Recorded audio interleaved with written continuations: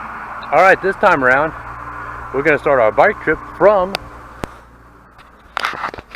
Spring Gap. And we're going to see how far we can get this time around. But, check this out. I got my Garmin GPS watch, and it'll tell us exactly how far we're going and how long it took. That should be pretty cool. We'll check that out at the end of the ride, or when we get back, or both. We'll see. See you on the trail. Here's my wife. She's wonderful. She puts up with all this silliness. Alright now. Off we go. Oh, you gotta make another notch? Okay. Oops. Just thought I'd switch this on real quick. It's lush out here. My goodness.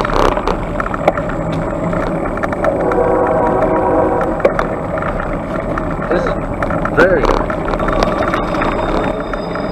What's this we're rolling up on? Looks like some kind of a informative thingy or something there. I'll tell you what. Let's stop and check it out. And yes, Lisa, I got your butt on video. Ooh, choo-choo. What is this? Steam pump. Okay. And no, Frankenbike does not have a kickstand. Because like I said, real bikes don't have kickstands. It is, it's a steam pump. I hope this is clear enough that y'all can read it. Want to see what it is? Just hit pause and you can read it. Let's see now. We've been less than 3/4 of a mile, 0.71 miles in. So Wow. this pump took water from the Potomac and funneled it into the canal. Oh, ain't that cool?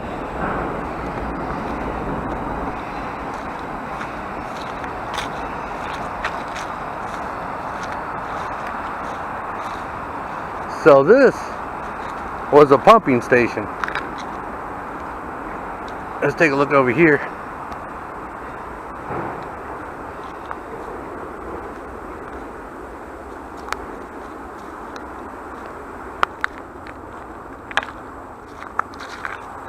Okay, the Potomac's right over there. So yeah, it looked like it just pumped water in. Up that way. Okay.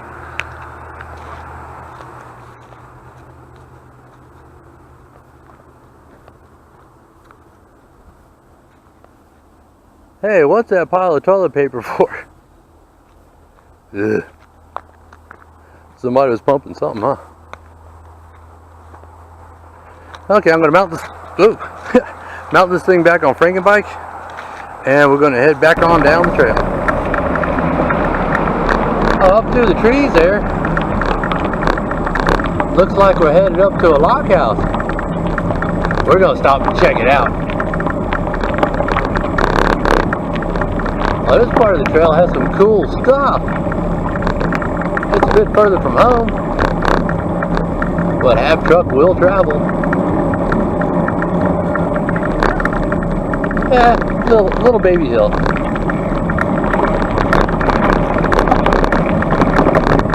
Okay, what do we got here? This is lock number 72.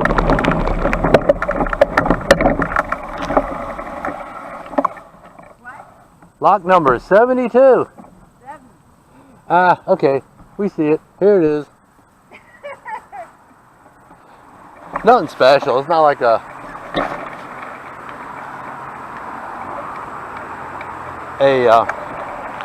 exhibit or anything. But you definitely get the idea of how big these things were. Before they had electricity or running water or even indoor plumbing. People were living in these nice big lock houses along the lock. And their commute was basically just to there. That's really cool. I think my commute's a little bit shorter. Anyway.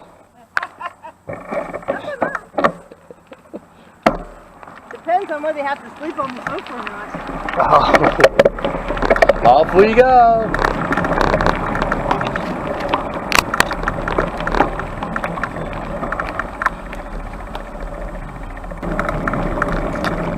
Looks like we're approaching something else up here. Ooh, what's this?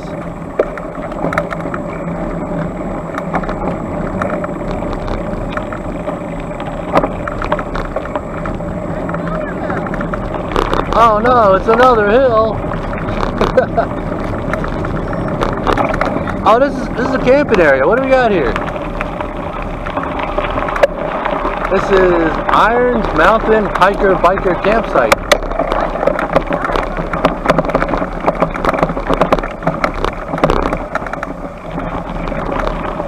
There's also lock number 73.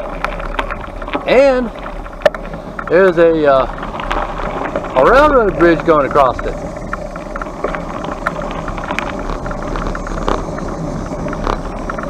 Let's check now. That's a little over 2 miles in now from Spring Gap. Well, according to my Garmin GPS watch anyway.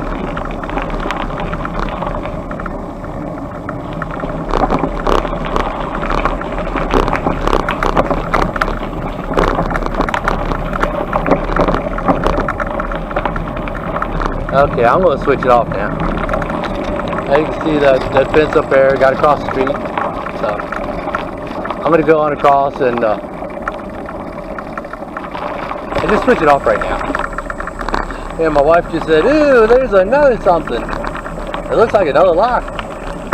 That's probably lock, I think 75. Oh, look at there, it's got part of the gates intact too. Ooh, let's stop and look, let's stop and look.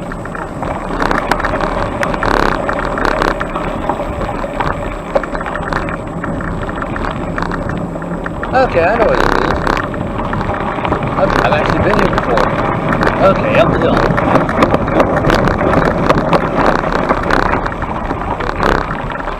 Lock number 75.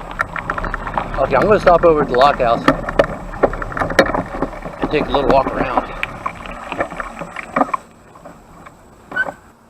Okay. We're here. This is lock number 75. Behind me there is the old lock house.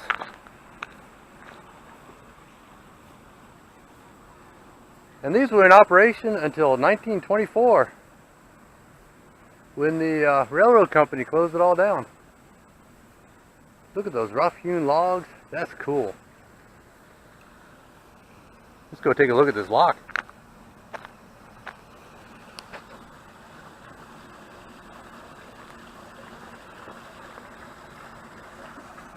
Now it doesn't have the boards lying in it or anything, but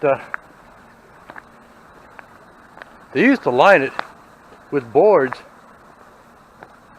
so the canal boats didn't just bang off the stones on the side. But this one actually has intact gates, and what they would do is they would close these gates, drop the level down, and then out you would go. Or if you're coming the other way, they would raise you up to go out that end. You can see the iron work down there that holds these things together. Okay, I got the camera back on Frankenbike, and off we go. Wow, it's nice out here. Actually, it's nice all up and down this trail. Just some places have more entertaining stuff to stop and look at. Now there's a graveyard up here on the left. I think it's like a Civil War graveyard, and I do believe the turn is right where that post is. So let's go check that out. Yeah, even XTR makes noises sometime when you downshift. Oh, here's a sign. Let's see what this says. Cumberland Historic Cemetery Organization invites you to visit the historic Pollock Cemetery. So let's go visit.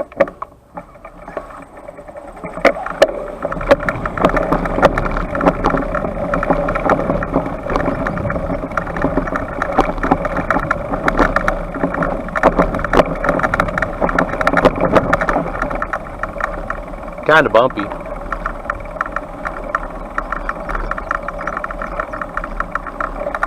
Okay, let me park Frankie's bike here. Oof.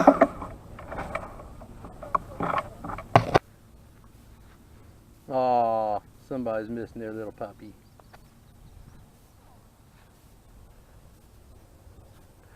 See if we can find some signage. I found signage. There's my wife's bike, and there's Frankie's bike. And there's my wife over by the signage. 2001, adopted. Let's Holy get in this. the Historic Cemetery. See if I can get it. Bailey Pollock. Now y'all can probably pause this and read it. Private James Pollock. And Sally's in the back. Huh, 7th VA Cavalry, Confederate States of America.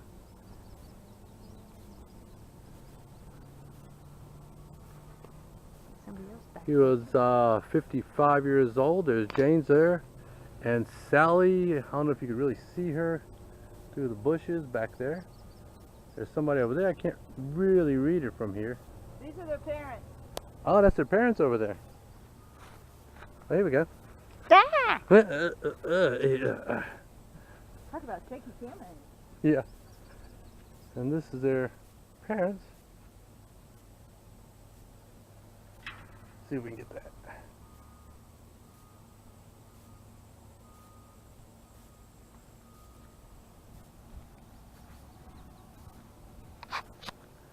Only thing that really stinks is they're all facing the other way. Oh, looks like you can see it from this side. You can go around. There's a path. Yeah.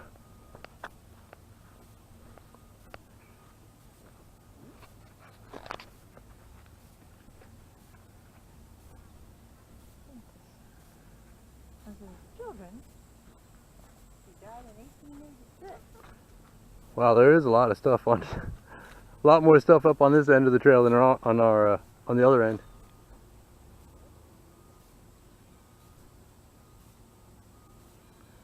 Ann J. Stickley and Sally L. Cunningham. Plus a little stone there and a very little one there. Kind of surprised they didn't make them take the Confederate flags down. That's just not PC. Okay, well, we're going to continue on and see what else we can find. Alright, and we're headed back down the trail. Let's see what comes up next. Looks like we're approaching something up through the trees here.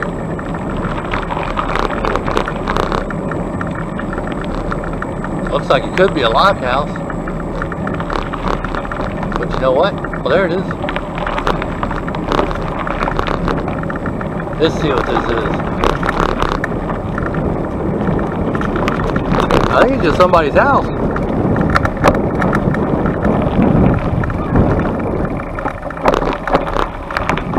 Yeah, it just looks like somebody's house. This would be a cool place to live, huh?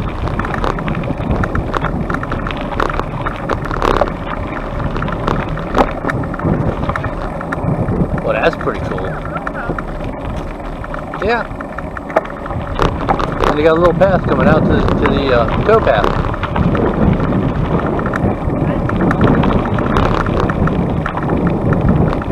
Uh-oh, I think I'm feeling droplets. It looks like we're about to get rained on. That sky is looking rather foreboding, and in fact we've been getting sprinkled on. So I'm going to call it at mile marker 179. That's going to be our turnaround point. I'll get home and edit this and get it uploaded. I got me a little plastic baggie to put it in. Okay, well, We made it back to the truck. Here comes me wife. And there's our truck. See that truck over there? Yeah. With that little thing on the back? Yeah. See the license plate? Uh-uh. It said Pullum. Pullum. P-U-L-L-E-M. What's the license plate? Well, it seems that we've kept ahead of the bulk of the storm. So I think turning around where we did was a good idea. Anyway, we're going to go ahead and load them up and go on home. Hey, I'll tell you what, let me check something real quick. Let's see. 11.81 miles, is that all? Oh well, we did turn around long before we wanted to. Well, let's get this thing on home.